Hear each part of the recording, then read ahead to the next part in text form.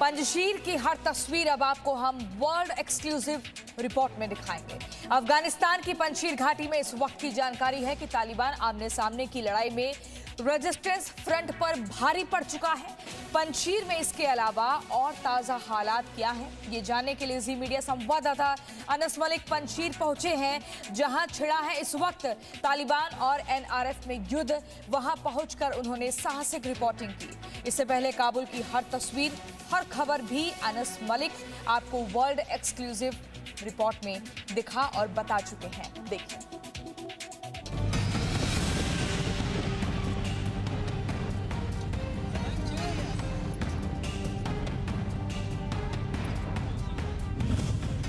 अफगानिस्तान के पंजशीर से हर तस्वीर, जहां छिड़ा युद्ध वहां पहुंचा जी न्यूज। पंजशीर से अनस मलिक की साहसिक रिपोर्टिंग। जंग के मैदान पंजशीर से वर्ल्ड एक्सक्लूसिव। मेरे अक़ब में जो साइन है ये कहता है गुड बाय काबुल। इस साइन से इस पॉइंट के बियॉन्ड पंजशीर की जो वादी है वो तकरीबन 100 से ज़ायद किलोमीटर, टू बी प्रिसाइज 102 किलोमीटर दूर है, जो 2.5 घंटे की मुसाफत पर यहाँ से मौजूद है। पंजशीर, पिछले कई दिनों से आप इस जगह का नाम बार बार सुन रहे होंगे।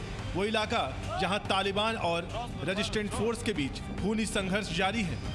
अफगानिस्तान के हालात पर जी न्यूज ने आप तक हर खबर सबसे पहले पहुंचाई। संवाददाता अनस मलिक की साहसिक रिपोर्टिंग ने अफगानिस्तान में होने वाली हर घटना को आपकी स्क्रीन पर सबसे पहले दिखाया। फिर चाहे वो काबुल पर तालिबान का कब्जा हो, एयरपोर्ट पर आत्मघाती धमाका हो या तालिबान सरकार के ऐलान की खबर हो। और आज एक बार फिर अनस मलिक की साहसिक रिपोर्टिंग की ही बदौलत आप उस पंजशीर को देख पा रहे हैं, जिसका अब तक आप सिर्फ नाम ही जानते थे। ये चारिकार है, पंजशीर से परवान प्रांत की राजधानी। चारिकार पर फिलहाल तालिबान का कब्जा है और पंजशीर पर कब्जे की लड़ाई में ये बेहद अहम किरदार निभा रहा है। Where I'm standing, it's in Charikar in Parwan province en route to Panjshir. To the right, the place that leads to is where the negotiations between the Taliban and the Panjshiri men were taking place. To my left is the way that leads to the Bagram Air Base. The Bagram Air Base that was recently handed over to the Afghan forces and is now being controlled by the Taliban. Panjshir में और आगे बढ़ते हुए संवाददाता अनस मलिक उस जगह पहुंचे जिसे सोवियत टैंकों की कब्रगाह कहा जाता है। जी हां, ये वो जगह थी जो 1980 से 1990 के बीच सोवियत के हमले और फिर उसकी वापसी की कहानी बताता है। On the highway from Kabul to Panjshir is a place called Jabal Siraj. It's roughly 2 hours from Kabul. The place is known as the graveyard of Russian tanks. Tanks like these can be found here in abundance. This is the same place that has seen and witnessed immense and intense firing just in the past few days. Both the Panjshiri side and the Taliban have suffered major losses over here. This place is now under the control of the Taliban.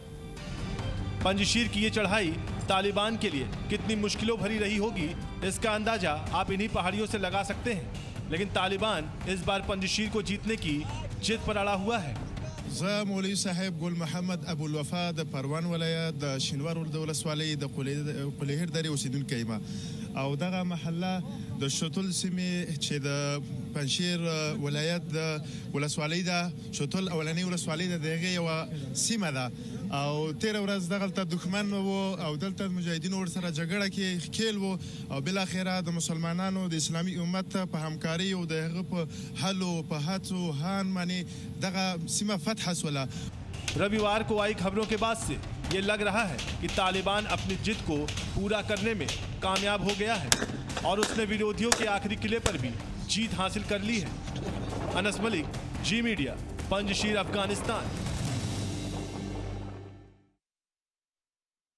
में सरकार बनाने को लेकर तस्वीर साफ है या suspense और बढ़ गया है? ये सवाल इसलिए क्योंकि तालिबान एक तरफ तो कह रहा है कि नई सरकार बहुत जल्द दुनिया के सामने होगी, लेकिन दूसरी तरफ तालिबान के अंदर बड़े पदों को लेकर खींचतान भी अब जग जाहिर है।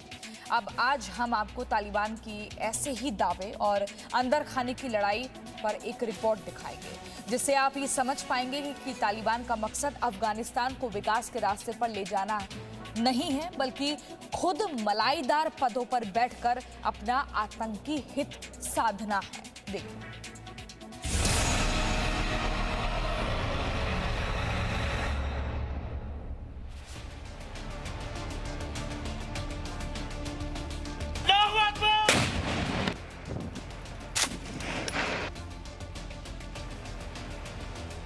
ये है अनामुल्लाह समांगनी, अफगानिस्तान में तालिबान के कल्चरल कमीशन के सदस्य। इन्होंने काबुल में टोलो न्यूज को इंटरव्यू दिया और सरकार बनाने को लेकर बड़ा दावा किया। अनामुल्लाह से सवाल पूछा गया कि तालिबान की नई सरकार कब तक बन जाएगी, तो अनामुल्लाह ने जवाब दिया, अफगानिस्तान से विदेशी फौजें जा चुकी हैं, हम अब एक आज़ाद अफगानिस्तान में रह रहे हैं और बहुत जल्द तालिबान सरकार की घोषणा कर दी जाएगी जिसमें सबकी भागीदारी होगी। हालांकि अनामुल्लाह ने उस नई सरकार के बारे में और ज्यादा जानकारी नहीं दी, न ही इसके स्वरूप को लेकर कुछ कहा, जिससे इस बात का शक गहरा गया कि तालिबान के अंदर सरकार बनाने को लेकर सब कुछ ठीक नहीं चल रहा है। खबर है कि तालिबान के अलग अलग आतंकी संगठनों के बीच मलाईदार ओहदों को लेकर लड़ाई जोरों पर है। अफगानिस्तान की पूर्व महिला सांसद मरियम सुलेमान खिल ने दावा किया कि हक्कानी नेटवर्क और तालिबान के बीच कुर्सी की लड़ाई शुरू हो गई है। दावा यहां तक किया जा रहा है कि हक्कानी नेटवर्क का आतंकी अनस हक्कानी और खलील हक्कानी की तालिबान के नेता मुल्ला बरादर और मुल्ला याकूब के साथ झड़प भी हुई है। वहीं तालिबान का गठन करने वाले आतंकवादी मुल्ला उमर के बेटे मुल्ला याकूब के बारे में खबरें हैं कि वो सरकार में शक्तिशाली तालिबान सैन्य आयोग के प्रमुख का पद चाहता है और बरादर से उसका झगड़ा इसी बात को लेकर चल रहा है। यही वजह है कि शनिवार को पाकिस्तान ISI के चीफ हामिद फैज काबुल पहुंचे और चौधरी बनने की कोशिश करते हुए दरार पाटने को लेकर तालिबानी नेताओं से अलग अलग बातचीत की। हामिद फैज इस वक्त भी काबुल में ही हैं और अब तक की अंदरूनी खबर यही है कि तालिबान में सरकार बनाने को लेकर झगड़ा सुलझा नहीं है। ये तब है जब शुक्रवार को ही खबरें थी कि तालिबान जुमे की नमाज के बाद नई सरकार का ऐलान कर सकता है। खैर, तालिबान अपनी सरकार इसलिए भी नहीं बना पा रहा है क्योंकि पंजशीर में उसका बहुत कुछ दांव पर लगा है और जानकार मानते हैं कि पंजशीर पर कब्जे के बाद ही तालिबान कह सकता है कि अब उसका पूरे अफगानिस्तान पर कब्जा हो चुका है और वो नई सरकार बनाने के लिए तैयार है। वैसे तालिबान की सरकार भले ही अभी वजूद में न हो, लेकिन इसके लीडर दुनिया से एक सरकार के प्रतिनिधि के तौर पर ही मिलने की कोशिश कर रहे हैं। ये तस्वीर देखिए, इसमें आपको मुल्ला बरादर और तालिबान के दूसरे आतंकियों के साथ संयुक्त राष्ट्र के अंडर सेक्रेटरी मार्टिन ग्रिफिथ नजर आ जाएंगे। रविवार को मार्टिन काबुल पहुंचे और तालिबानी प्रवक्ता के मुताबिक उन्होंने तालिबानी नेताओं से अफगानिस्तान को हर संभव मदद और सहयोग देने का वादा किया। ब्यूरो रिपोर्ट, जी मीडिया। और इसी खबर पर हमारे सहयोगी मनीष शुक्ला हमारे साथ जुड़ गए हैं। मनीष, जो मौजूदा स्थिति है इसको देखकर क्या समझा जाए? कहा जा रहा है कि तालिबानी सरकार का जो गठन है 2 से 3 दिन में और हो सकता है, लेकिन हर बार तारीख को आगे बढ़ा दिया जाता है। क्या अंदरूनी कलह एक बड़ी वजह है? जी हाँ, बिल्कुल। देखिए प्रियंका, जो सबसे बड़ी बात यह है कि रिपोर्ट आ रही है कि हक्कानी और बरादर के बीच में बन नहीं रही है और सरकार जो बनाने का जो फॉर्मूला है उसको लेकर के दोनों की अलग ओपिनियन है। जो हक्कानी नेटवर्क हैं वो चाहते हैं कि प्योर एक तरीके से सुन्नी जो पश्तून्स हैं उनकी सरकार बने, उसमें किसी और की हिस्सेदारी ना हो। जैसे कि आप देखते हैं कि वहाँ हजारास भी हैं, बाकी जो अलग अलग कम्युनिटीज़ है अफगानिस्तान के अंदर, जो माइनॉरिटीज़ कम्युनिटीज़ है, चूँकि ये चाहते हैं, जो तालिबान के बरादर चाहते हैं कि दोहा में बातचीत हुई थी जिसमें तालिबान ने वादा किया था कि जब वो सरकार बनाएंगे तो सारी जो कम्युनिटीज है, चाहे वो माइनॉरिटीज भी है अफगानिस्तान के, उनको जगह दी जाएगी। लेकिन हक्कानी इसके लिए तैयार नहीं है और इसीलिए 2 दिन पहले हमने देखा कि ISI के चीफ वहां पर गए और उन्होंने मनाने की कोशिश की। दूसरी बड़ी बात कि तालिबान को लग रहा है कि अभी तो अफगानिस्तान पूरी तरह उनके कंट्रोल में नहीं आया तो ऐसे टाइम में अगर वो शासन में आते हैं और उथल पुथल मची होगी तो उनके लिए सरकार चलाना बहुत मुश्किल होगा। पंजशीर वैली में हम देख रहे हैं कि किस तरीके से पिछले 5-6 दिनों से लगातार तालिबान ने फोकस कर दिया है कि ज़्यादा से ज़्यादा अटैक लॉन्च करें और जल्दी से वो कब्जा कर लें, जो आवाज़ वहाँ उठ रही है उसको दबा दें। तालिबान ने दुनिया को मैसेज देना चाहते हैं कि हमने जो बात कही थी पहले कि हमें पूरी तरीके से समर्थन है, हम मिल के सरकार बनाएंगे, अफगानिस्तान के लोग हमें सपोर्ट करते हैं। तालिबान को डर है कि वो चीज़ नहीं हो रही और हमारे पास जैसे कि रिपोर्ट्स भी आ रही हैं कि अफगानिस्तान के कई जो साउथ के एरिया हैं वहाँ पे ऑलरेडी तालिबान के खिलाफ विद्रोह हो गया है।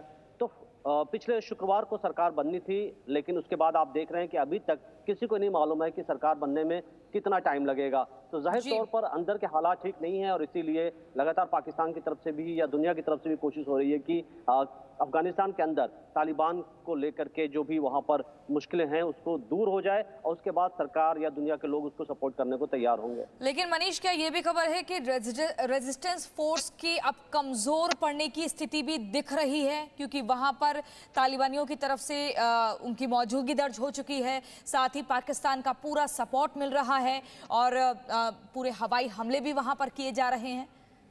बिल्कुल, देखिए प्रियंका, ये बात तो सच है कि पंजशीर में जो रेजिस्टेंस फोर्स है उनकी संख्या बहुत ज़्यादा नहीं है, लेकिन हिस्ट्री पे जाएं और वहाँ के जो पंजशीर के लोग हैं, जो ताजिक लोग हैं, वो ये बार बार अपनी हिस्ट्री को लेकर के गौरवान्वित हैं। वो कह रहे हैं कि उन्होंने तो रशियंस को भगा दिया और पंजशीर ऐसा इलाका है जो पहले भी तालिबान के कब्जे में नहीं आया। लेकिन ये फैक्ट है कि पिछले 20 सालों में चीज़ें बहुत बदल गई हैं। अब मॉडर्न वेपन्स आ गए हैं, ड्रोन्स हैं जिसका यूज़ कर रहे हैं तालिबान। हमें रिपोर्ट से भी आ रही है कि कई जगह पाकिस्तानी ड्रोन्स भी यूज़ किए जा रहे हैं। इसलिए लड़ाई में भारी जरूर तालिबान पड़ रहा है, लेकिन आप ये भी देखिए कि पंजशीर एक पहाड़ी एरिया है और इसका कंपेयर आप कश्मीर से या नक्सल एरिया से भी कर सकते हैं, जहां पहाड़ की लड़ाई आप इतनी जल्दी खत्म नहीं कर सकते, वहां गुरिल्ला वार होते हैं। तो अब ये जो पंजशीर के फाइटर्स हैं ये आमने सामने तो नहीं लड़ पाएंगे, लेकिन जाहिर तौर पर जो गुरिल्ला वार है वो लंबे टाइम तक चलेगा और जैसे विंटर शुरू होंगे वहां सारी तरफ बर्फ जम जाएगी और तालिबान के लिए और भी बड़ी दिक्कत होगी उस वक्त उनको ऑपरेशन लॉन्च करना। लेकिन तब तक अगर यहाँ पर संघर्ष विराम हो जाता है, जब तक बर्फ ना पड़े, तो उसके बाद शायद मुश्किल होगा तालिबानियों के लिए वहां पर पहुंचना। मनीष, बहुत शुक्रिया आपका हमारे साथ जुड़ने। Presenting B News app available on Google Play and App Store. Download it now.